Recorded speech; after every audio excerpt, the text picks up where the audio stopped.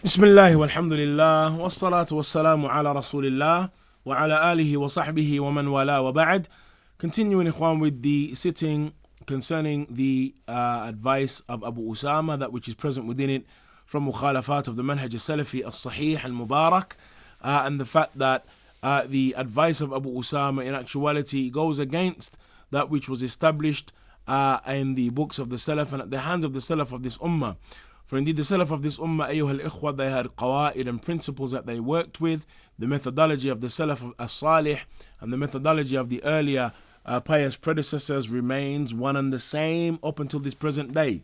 And it has not become modernized. And it is that, brothers and sisters, that we see many individuals attempting to call to the modernization of the methodology in the manhaj as-salafi. And that, brothers and sisters, is what we make inkar of, and we are no doubt opposed to. And that which every Salafi, ikhwan, who is ghuyur and who is jealous, has jealousy concerning this manhaj and this methodology, every Salafi should be ardent about establishing the correct, sound, pure, unadulterated, untampered with manhaj of the Salaf of this ummah ridwanullahi alayhim. And that is then, ikhwan, imperative upon us that we clarify that which is in opposition to it, particularly when we see individuals who may be sincere in their striving to be upon the methodology in the manhaj al-salafi, may be sincere in following an individual who claims to be calling you to the manhaj al-salafi, when in actuality, ikhwan, that which you're being called to is nothing but revamped ikhwaniyah. And in this session then we want to continue with the mention of the resemblances between Abu Usaama Dhahabi and Abu Hasan al-Ma'ribi, and we have dubbed him the Abu Hasan of the West. In the beginning, brothers and sisters, of the fitna of Abu Hasan al-Ma'ribi, and one of the things hopefully that will benefit from these sessions is that those who are unaware of the mukhalafat and the oppositions of the manhaj al-salafi of Abu Hasan al-Ma'ribi will become aware as we discuss them and as we go along.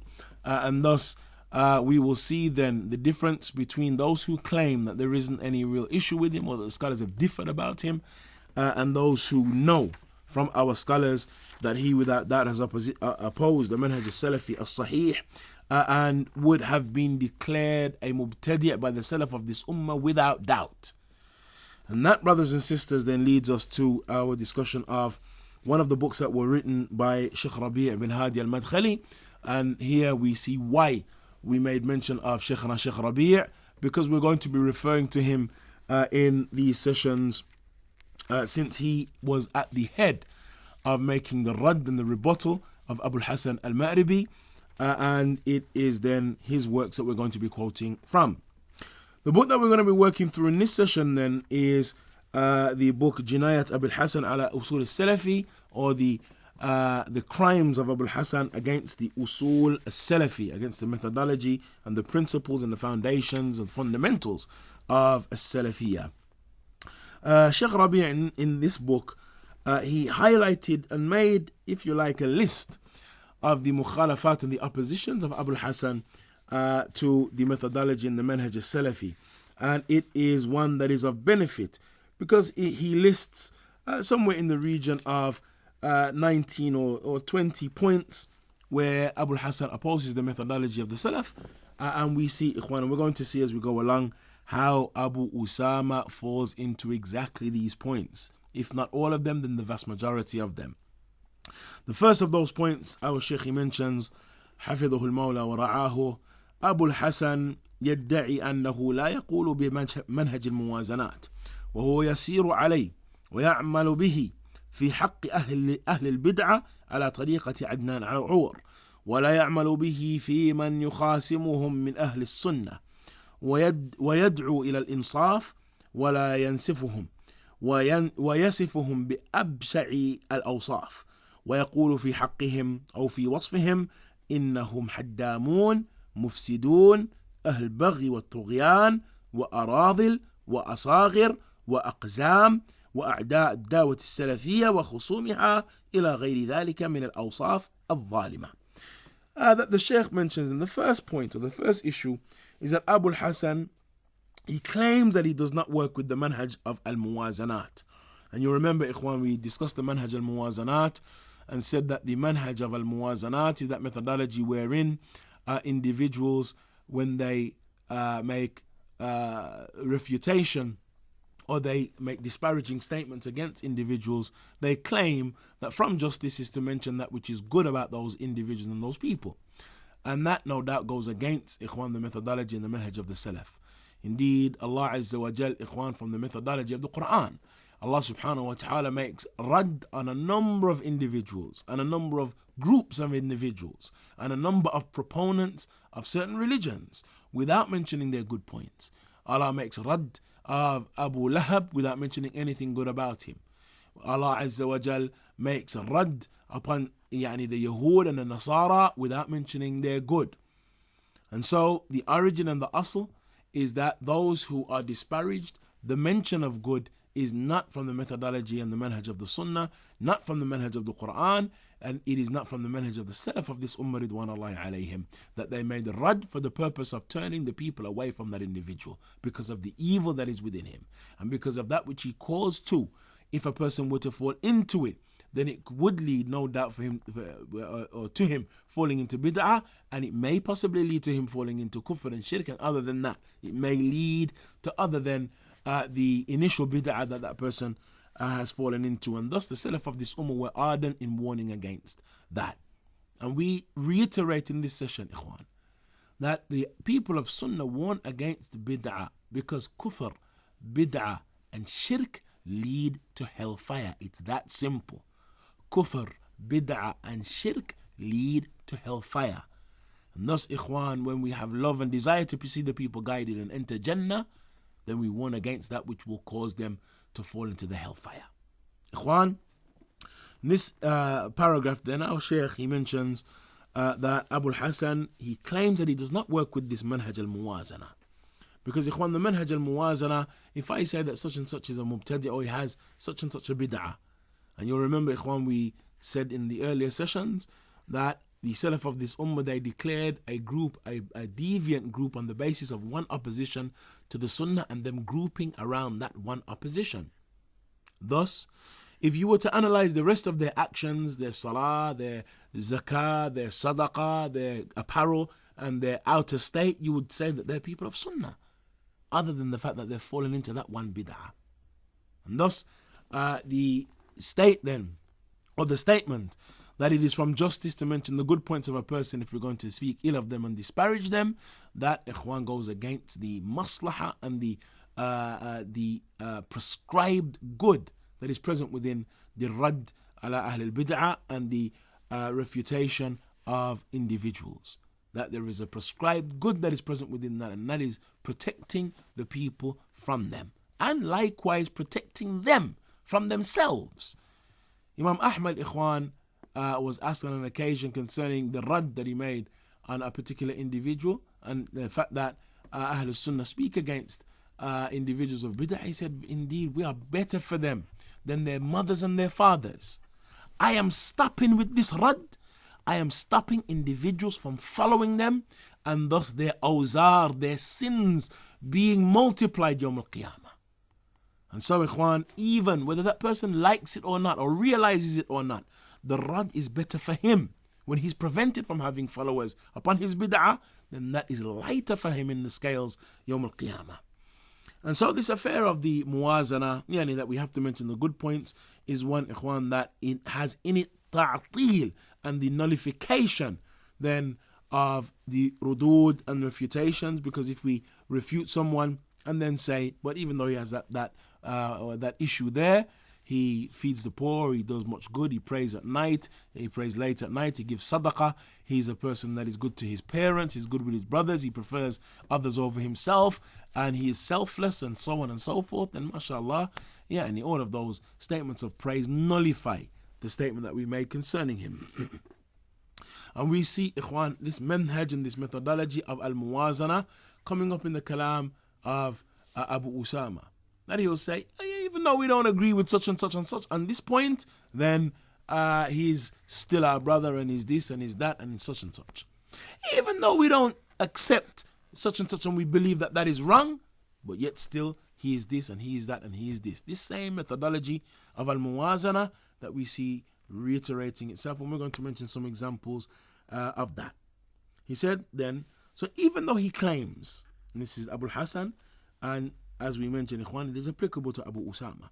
Even though he claims that he doesn't work with the manhaj al-muwazana, then he works with it. وهو يسير عليه ويعمل به في حق أهل البدعة, and he works with it concerning the affair of Ahl al-Bid'ah upon the path of Adnan Ar'ur, which is similar, and he has a similar inclination.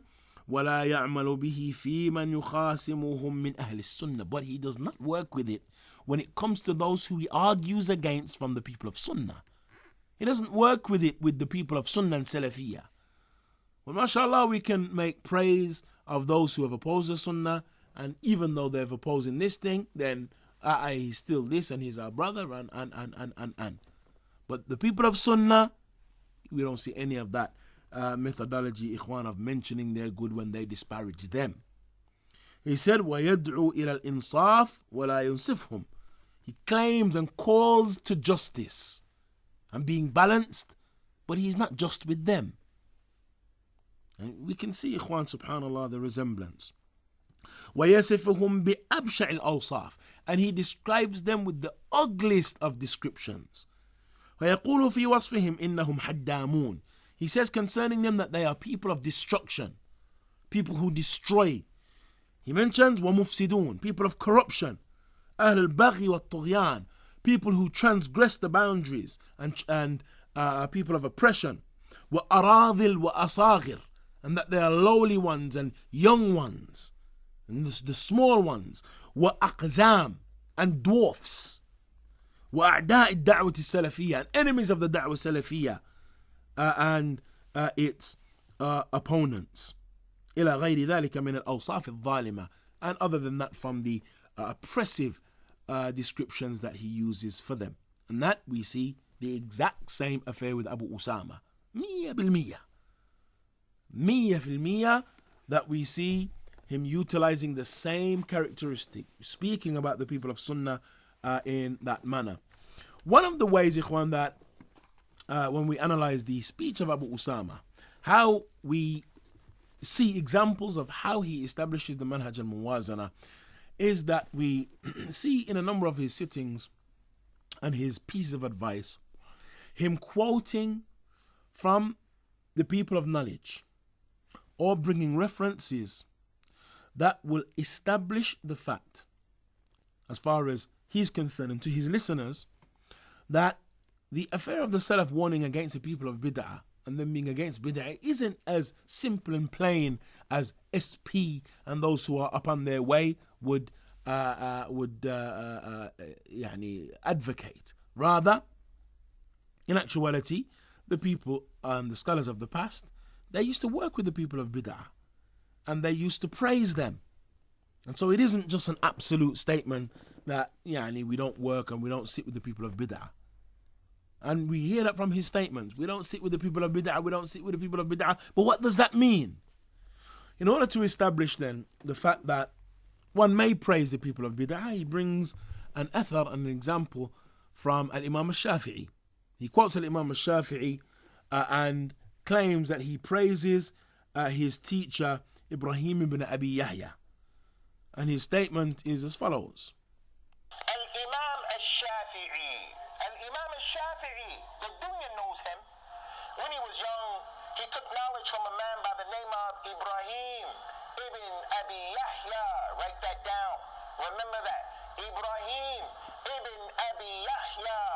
Al-Imam al-Shafi'i was an orphan when he was growing up, when he was young. He first started getting knowledge. One of his main sheikhs was this man. Whenever Al-Imam al-Shafi'i wants to give a hadith that he took from this man, he won't mention his name. He'll call him by his kunya, so people won't know who he is. Why did he do that? Because this imam, this teacher, the sheikh of Al-Imam al-Shafi'i, he was guilty of doing a lot of atrocities that the people of innovation were upon. He was a Jahmi. He was Qadri. The man was a person who used to curse the Salaf. Al-Imam Ahmed said he was a kadhab in hadith. So Al-Imam Ahmed abandoned him and didn't narrate from him. He said he was a kadhab. He cursed the companions. He had Qadariyah. And yet, Al-Imam al-Shafi'i used to praise him. He used to praise him. It's his sheikh.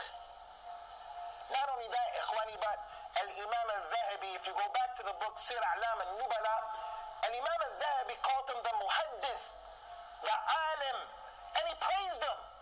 Does that make Al-Imam al-Shafi'i a person who's mubtadi' because his sheikh had all of that stuff? Does that make Al-Imam al-Dhahabi a mubtadi' who falls into muwazanat, mentioning the good deeds of people of innovation when there's no need to do so? These brothers, unfortunately, due to lack of knowledge, they always are applying, many times they are applying things in the wrong way. Yes.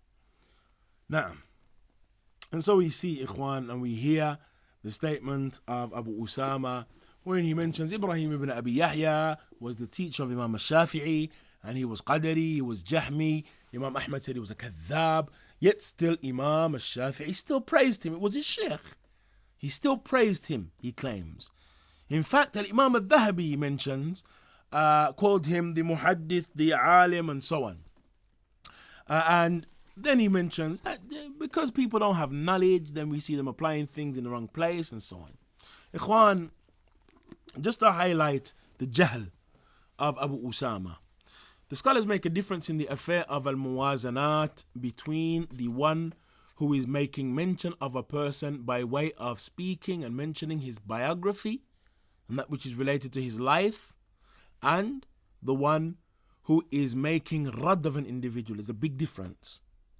That when one is making mention of the biography of an individual, our scholars, they mention that here in a biography of a person, the biographer, he may mention something about him that may have been good, even though he was a person that fell into bid'ah.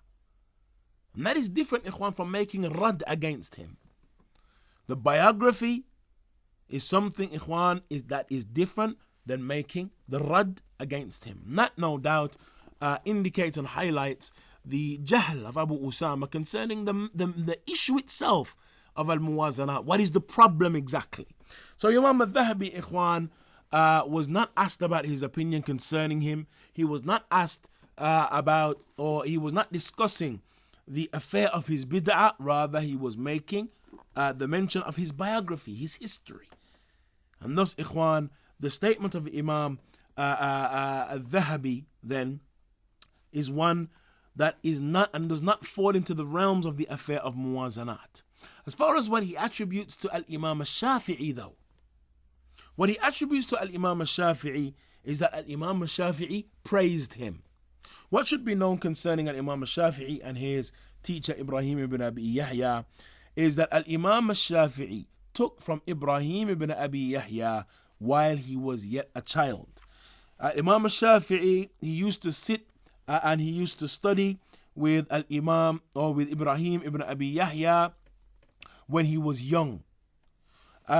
Concerning that, Ibn Hibban rahimahullah ta'ala mentions, كان الشافعي يجالس ابن أبي يحيى في حداثته ويحفظ عنه حفظ الصبي، فلما دخل مصر في آخر عمره أخذ يصنف واحتاج إلى الأخبار ولم تكن معه كتبه، فأكثر ما أوضع الكتب من حفظه، وربما كان عن إبراهيم ولا يسميه.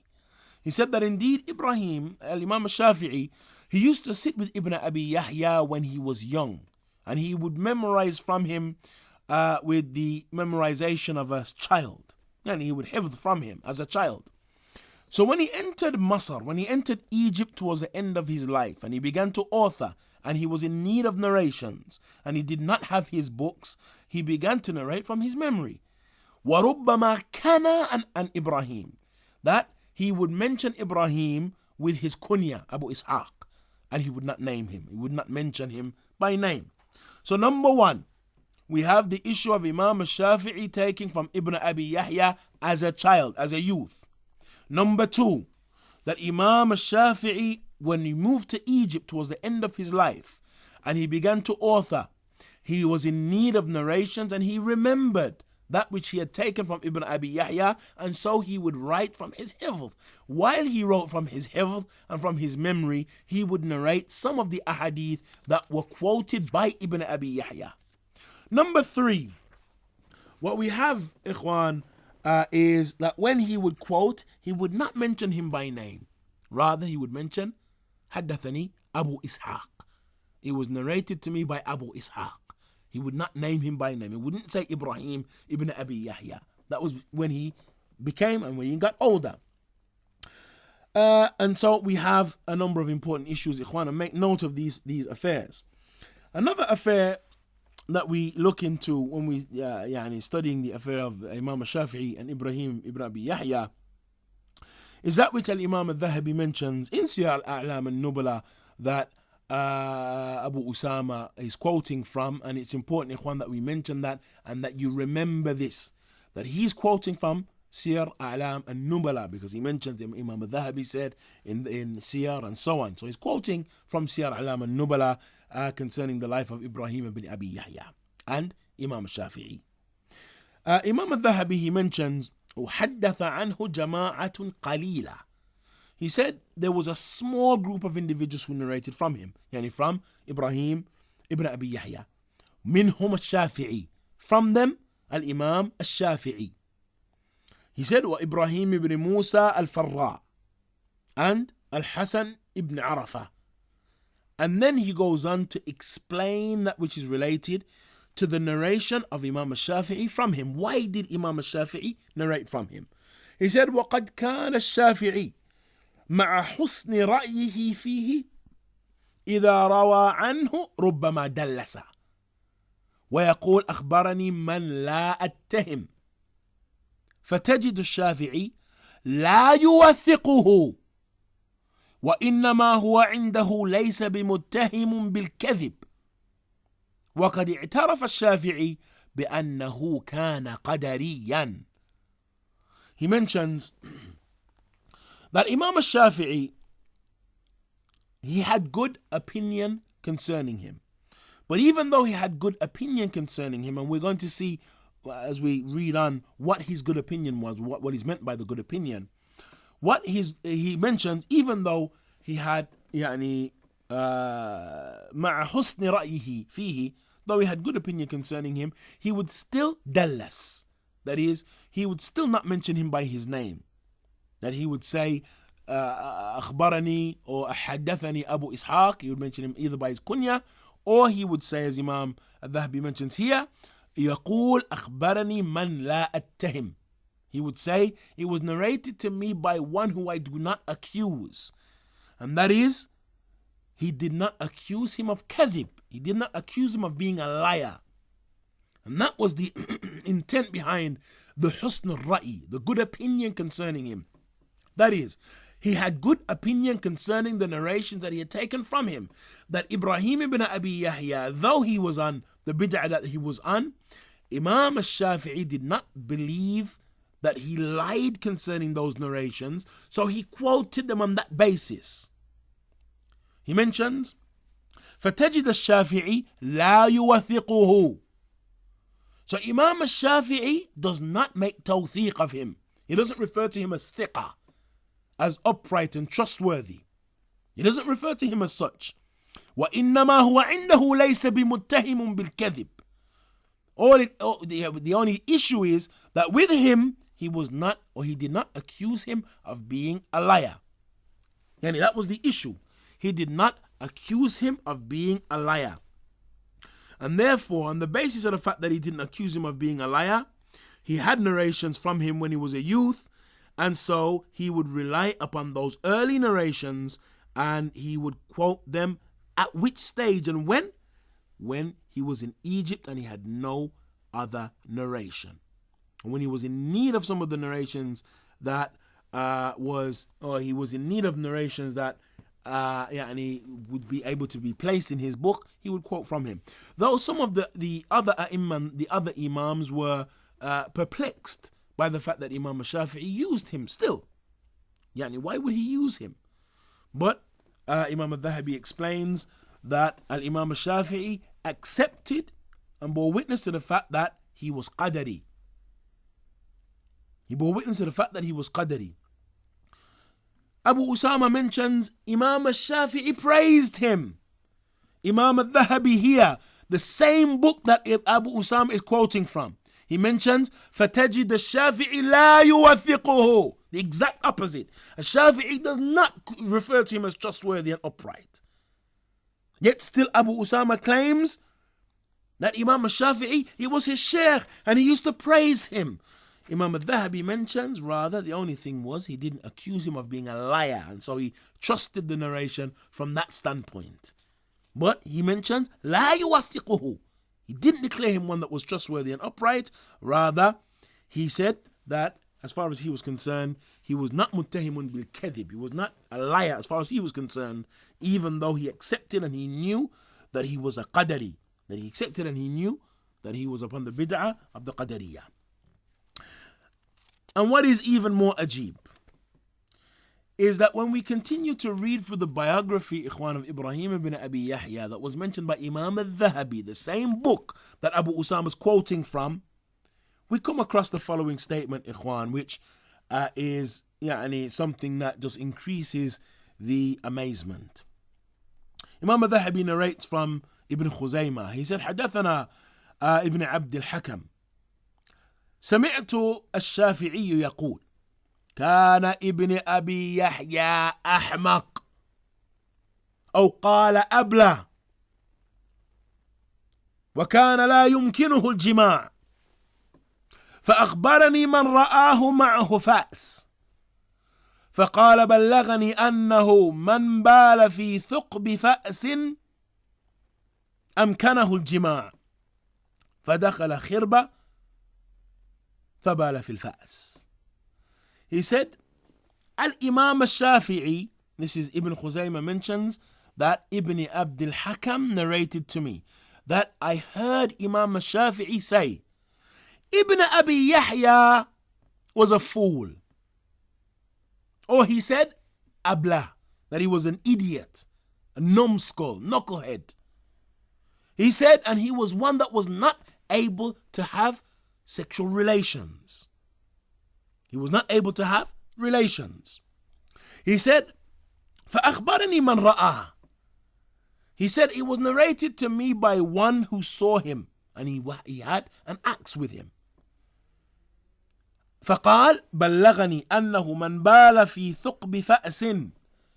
It was narrated to me that whosoever urinates في ثقب فأس, that is, it either means a hole that is within a axe or a hole made by an axe, أمكنه الجماع. It is possible for him to have relations.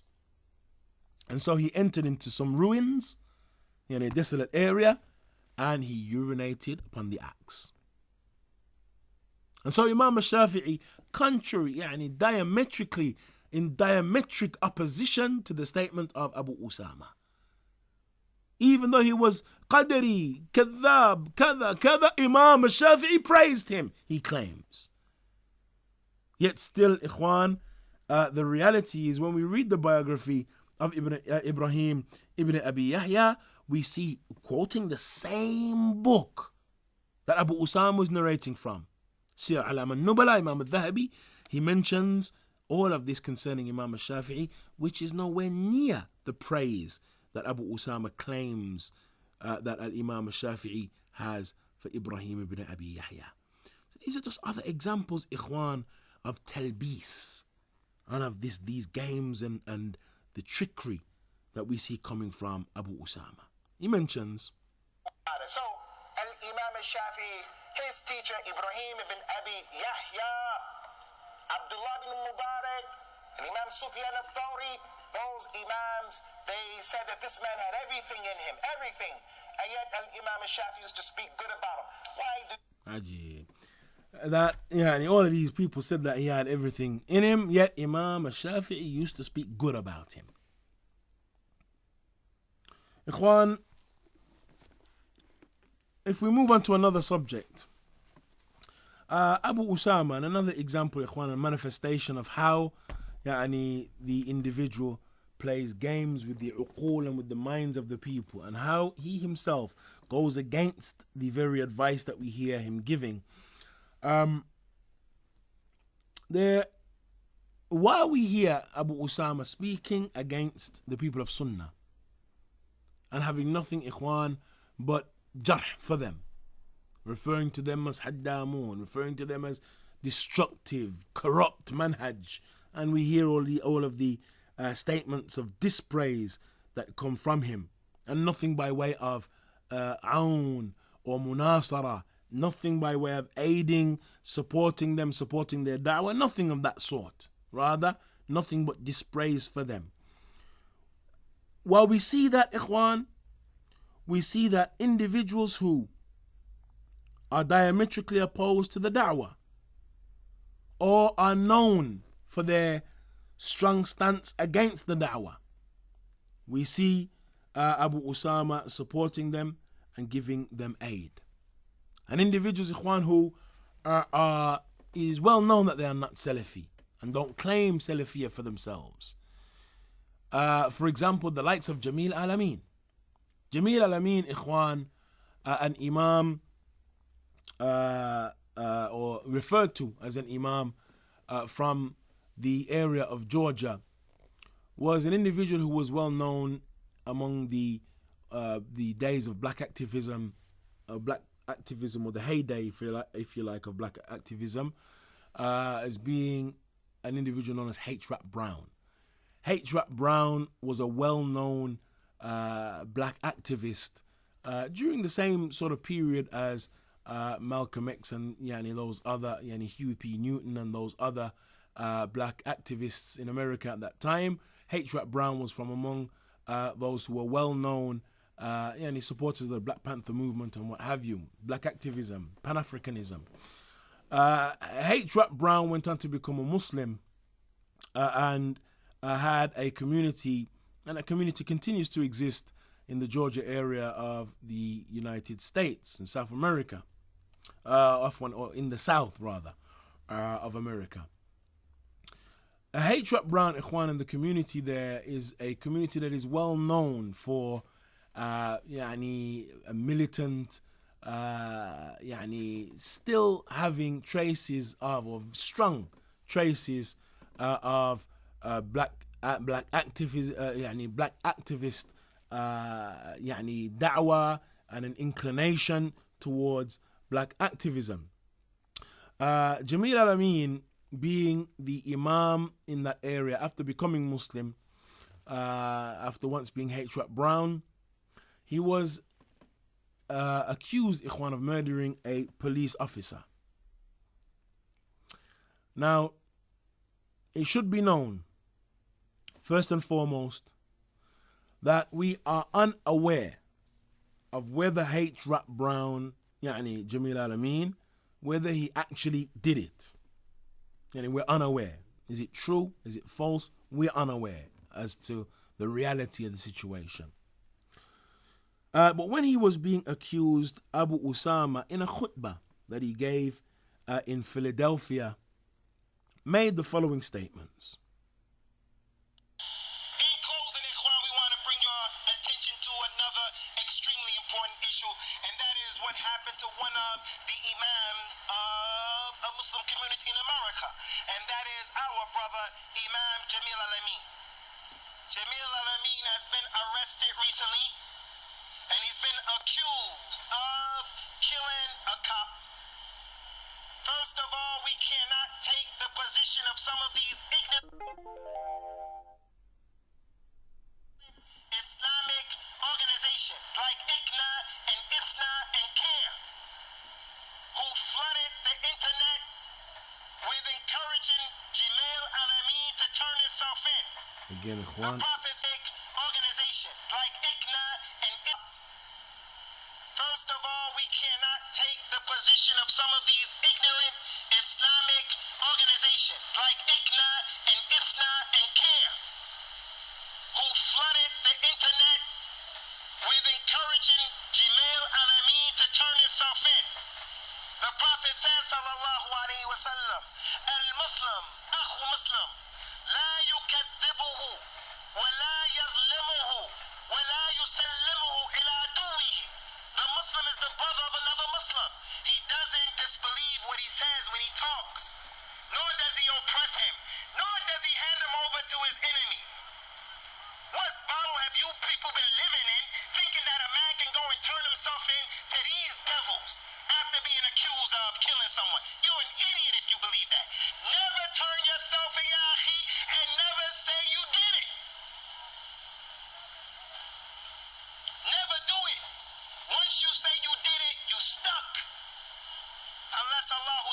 chooses to help you. That is a qaida. That is a principle in this life here. Never say you did it and never turn yourself in, especially for issues like that. MashaAllah. In all honesty, Ikhwan, the likes of that statement is ajib jiddan. That first and foremost, Jamil Al-Amin, we don't know if he did it or not. Number one.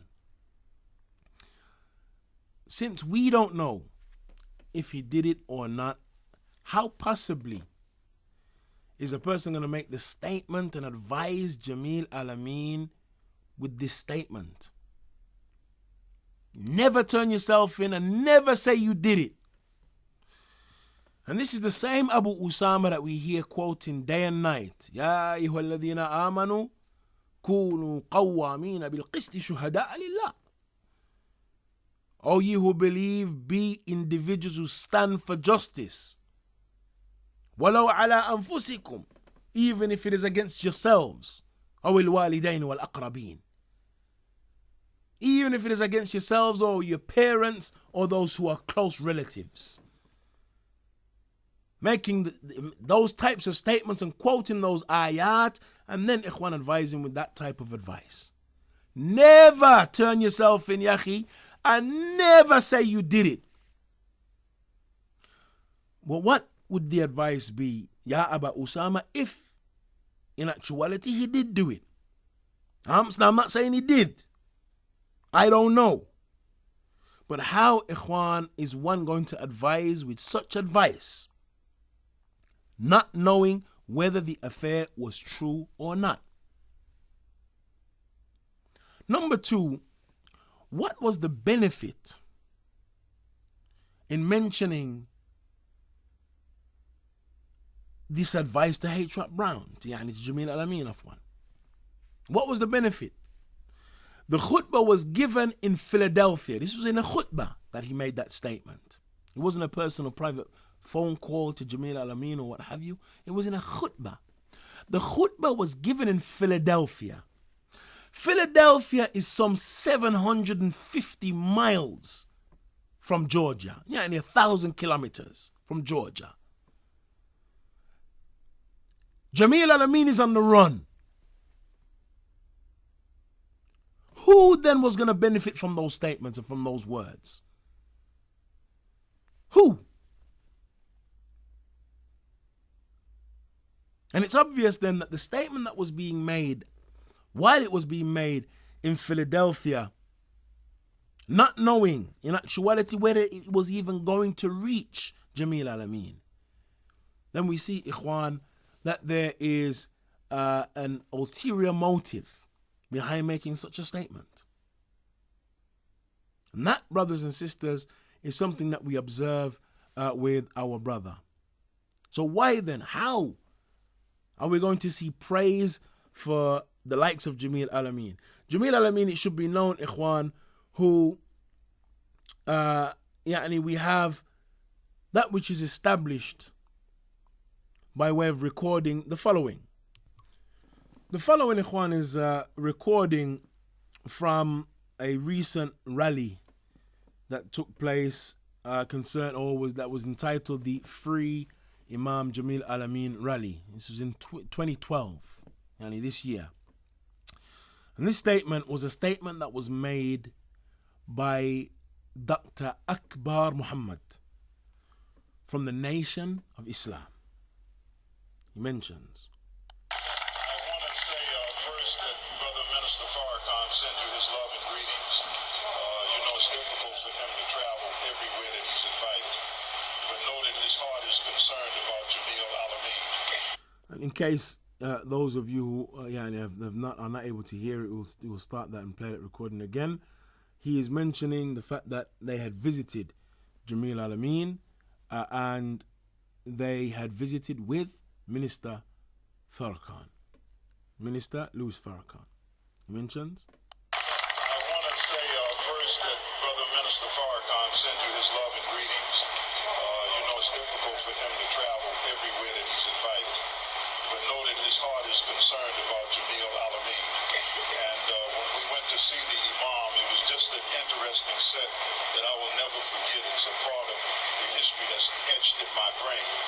And as we were sitting in that cell, they only allowed myself, I think, and the minister to go in and talk to him.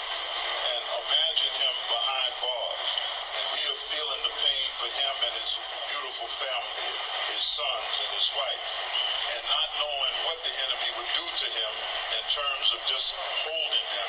And he asked us, is there anything I can do for you? And that shows that he was looking at this time, but he's concerned about what's happening. He showed great appreciation of us coming to see him. And I think, Ikhwan, that recording speaks for itself. Jamil Alameen, Ikhwan, an individual who takes bay'ah, the community that are there with him and follow him in Georgia, they give him the bay'ah or the pledge of allegiance. As one would give a bay'ah to the Khalifa, they give him the pledge of allegiance, and he was referred to by a number of his followers as the Khalifa. And so they were giving him the pledge of allegiance. He would accept that from them. And they are very protective of the Imam. I remember, Ikhwan, in 1997, I met a number of the community or their community during Hajj while I was still a student in the Islamic University in Medina. During Hajj, Ikhwan, I met a number of them, and there was a fire that year where over 30, about 34, I believe, people lost their lives, and over 1,000 people were injured. There was a big fire in Mina. And the wardens were ushering the people in a particular direction for the safety of the people. And for some reason, Jamil Alameen was heading in the opposite direction. And so the community was following Jamil Alameen in the opposite direction. And the wardens were ushering people the other way. And they said, the Imam is going this way. And if the Imam's going to die, then we're going to die with the Imam. And so, Ikhwan, we have a community that are staunch followers of this individual who they give bay'ah to and a pledge of allegiance to. And as we said, very militant, still have strong traces of black activism and above all adverse to the da'wah as-salafiyah. And brothers have had debates in their masajid where they've had their books removed, books of salafiyah, and being told that we don't like or we don't want this type of material in here. And so we hear, Ikhwan, subhanallah, the manner in which Abu Usaama deals with this type of individual. Yet still, the people upon the Sunnah, we see none of this, Ikhwan. Here's another statement. Even though we disagree with Jamil Alameen in issues like the issue of the bay'ah, we do not believe that the imams, if these masjids are allowed in Islam to take a bay'ah, the bay'ah is designed to break people apart. The bay'ah is designed to unite the Muslims. But when we practice the bay'ah the way his Jama'ah and his group practice it, it divides the Muslims. But nonetheless, he is an elder of ours. And nonetheless, he is a Muslim. And even if he has some problems, still, we prefer him and we love him to the infidels. We prefer him and we love him to the zalimeen. We prefer him, we love him to the devils. MashaAllah. And again, Ikhwan, we see clear manhaj al-muwazanat. That prior to the mention of the jarh, we have praise, then a small note of a jarh, and then we love him over and above, and we love him over and above, and he's a Muslim and our elder and our brother, and so, Ikhwan, the one who is sitting, the ignorant jahil, innocent brother, sincere, who's sitting in the jama'ah and is listening to that khutbah in Philadelphia, 1,000 kilometers away. You tell me, Ikhwan, the impression that unsuspecting individual will leave concerning Imam Jamil Alameen. And thus, brothers, we see the manhaj al-muwazanat manifesting itself in the lectures and in the sermons of Abu Usaama. And there was an issue, Ikhwan, that we wanted to discuss, and we'll make a note on it here.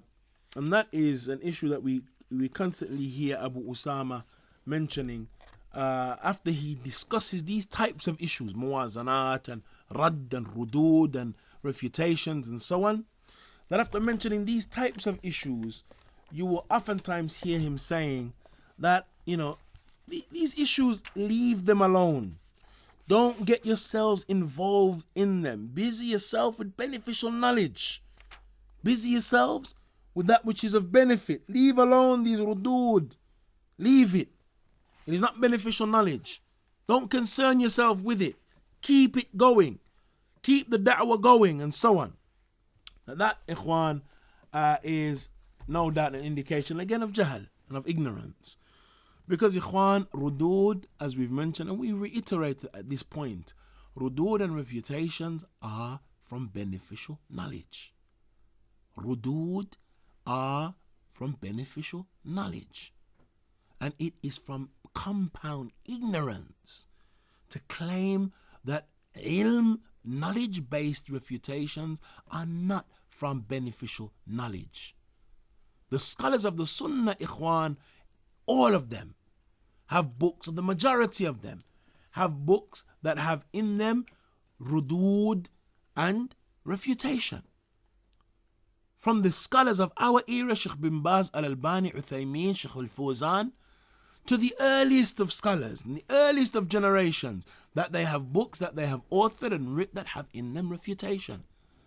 Ikhwan, in fact, prior to the Salaf, in the book of Allah and the Sunnah of the Messenger of Allah, the book and the Sunnah is filled with rudud and refutations against certain things, against certain individuals, and against certain ideologies, and against certain groups. Allah Azza wa Jal makes rudud, Ikhwan, throughout the Quran, and we mentioned the verse, كَذَلِكَ نُفَصِّلُ الْآيَاتِ وَلِتَسْتَبِينَ سَبِيلُ الْمُجْرِمِينَ. Thus do we make clear the ayat, and so that the path of the mujrimeen will be clear. So our question then is, those verses where Allah Azza wa Jal makes radd against the Christians, radd against the Jews, radd against the munafiqun, radd against those who have illness in their heart and sicknesses in their heart, this rudud is not from beneficial knowledge, akhi. Learning that which is related to the tafsir of those verses, we abandon that because it has in it radd. The rudud of the Messenger sallallahu alaihi wasallam and him speaking against individuals, whether it is individuals that will come or those who were present at that time,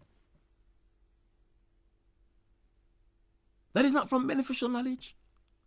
Learning about it, that which is benefited from it and taken from it, is not from beneficial ilm, yakhi. The statements of the Salaf, not from beneficial knowledge. Where these principles, Ikhwan, are coming from, the mind boggles.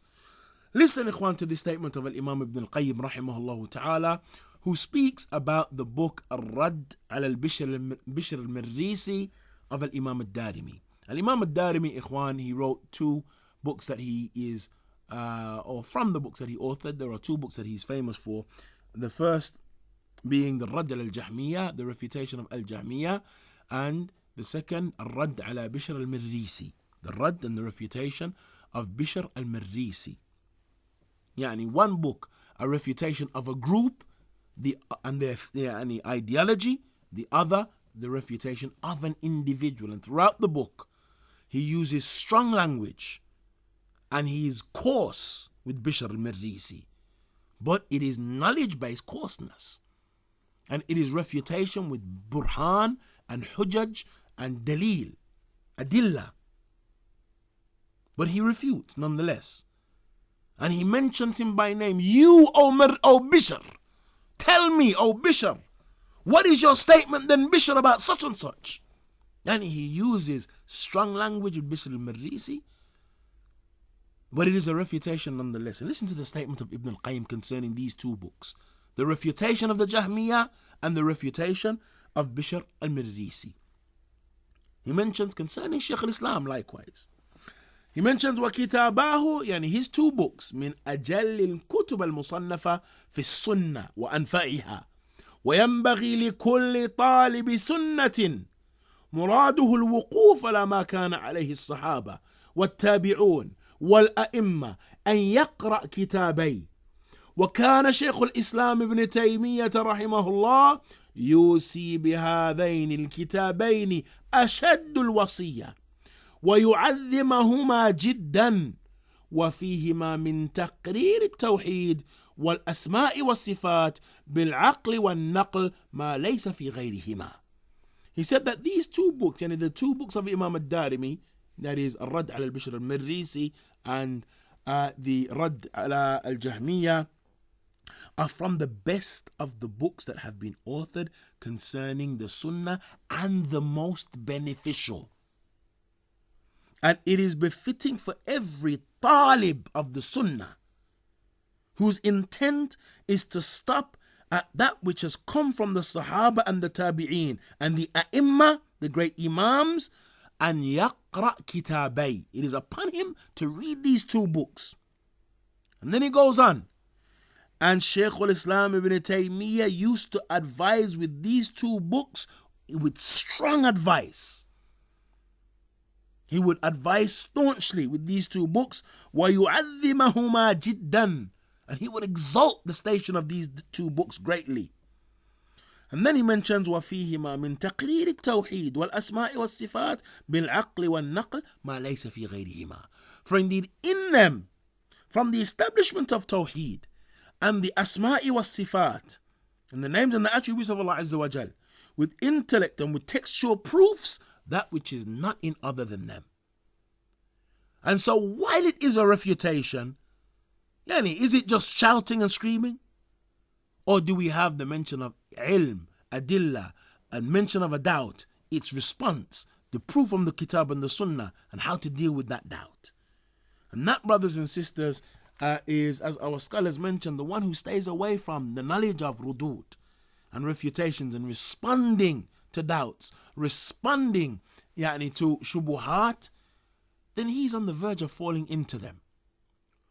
And it does not necessitate that a person, if he just learns and memorizes, that he is now equipped to respond to doubts. Because a person may be well endowed with ilm, but when a shubha comes to him, he doesn't know how to respond to it. He doesn't know what the answer, what the text is that deals with that. He doesn't know the principle that deals with that. And so it does not necessitate that just learning beneficial knowledge is now going to equip you to respond and equip you to be strong and not be affected by shubuhat and by doubts. Rather, ikhwan, rudud is from the most beneficial forms of knowledge.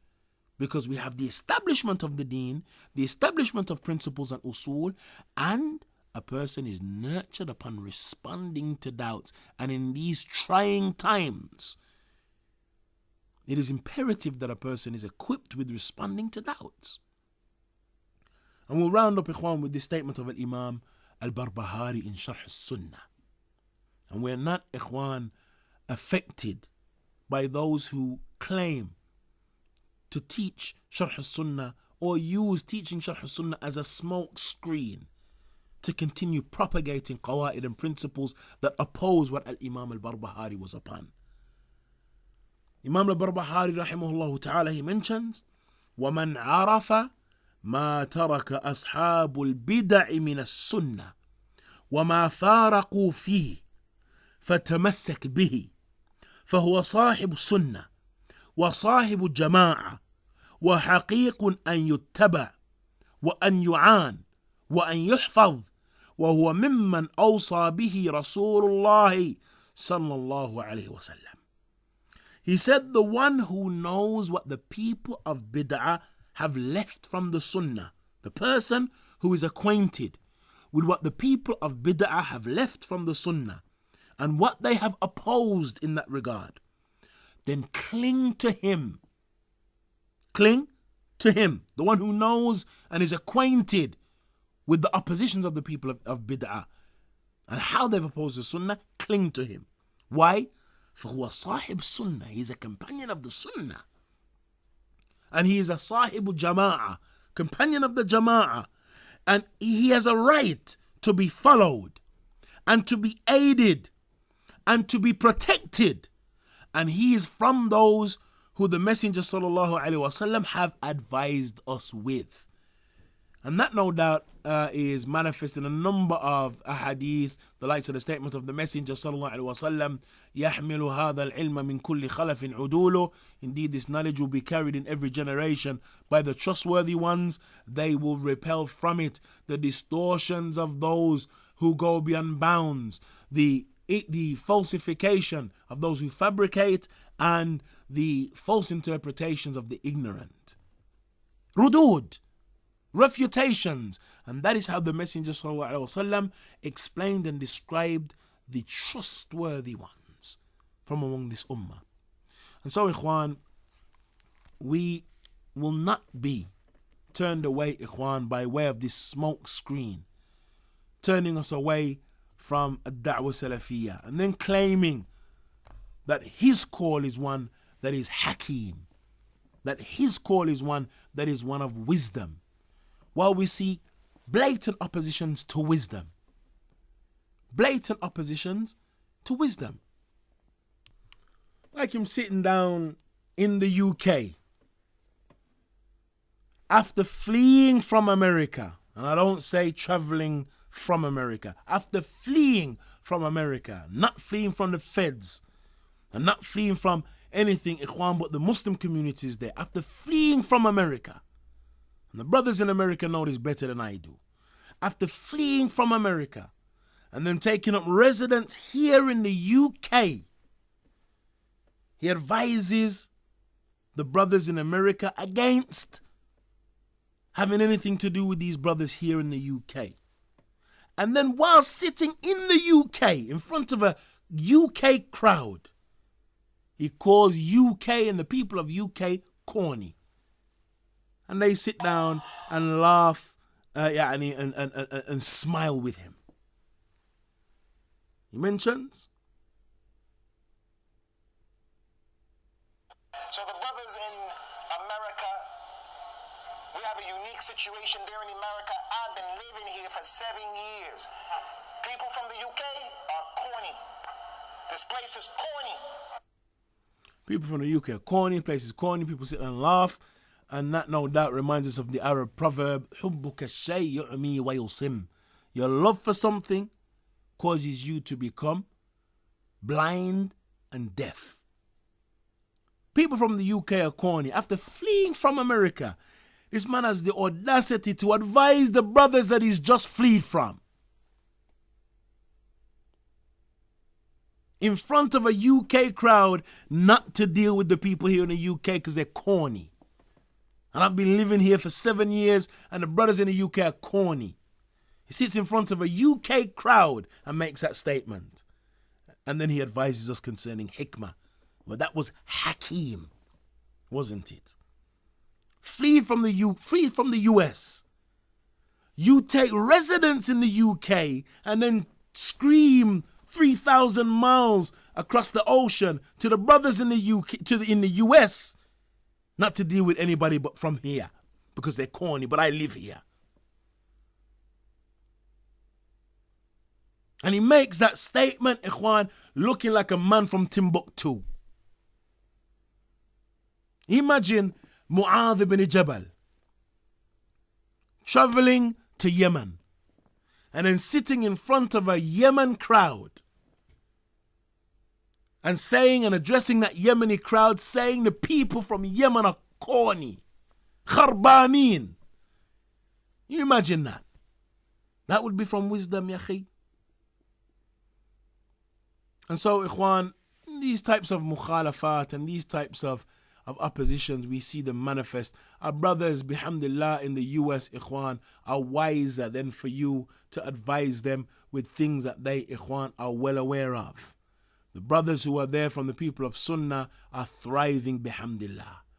our ikhwa across the United States, the brothers from Sunnah Publishing, the brothers from Darul Hadith, our ikhwa there in Germantown, the brothers across the states in LA, our du'at who are ikhwanana al-afadil, the likes of Ikhwan Abu Hassan, the likes of Kashif Khan, Anwar, Abdul Razak, Abu Muhammad, yani ikhwa fudala, the likes of Jamal, ikhwan who are present there, establishing the da'wah, calling to Allah Azza wa Jal, Akhun al-Kabir, Dawood Adib, yani those ikhwa, those who are well known to us, they know us well, and we are nothing but ikhwa who have tanasuh baynana and mahabba baynana.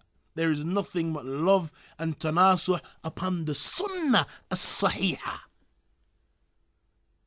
And that, brothers and sisters, is what these people hate. That Ahlus Sunnah are united, ikhwan, across the globe behind our ulama, defending this methodology and this manhaj, loving each other for the sake of Allah, as the salaf of this ummah were, and following their path and their way. نسأل الله سبحانه وتعالى يوفقنا وإياكم لما يحبه ويرضاه وصلى الله وسلم وبارك على نبينا محمد.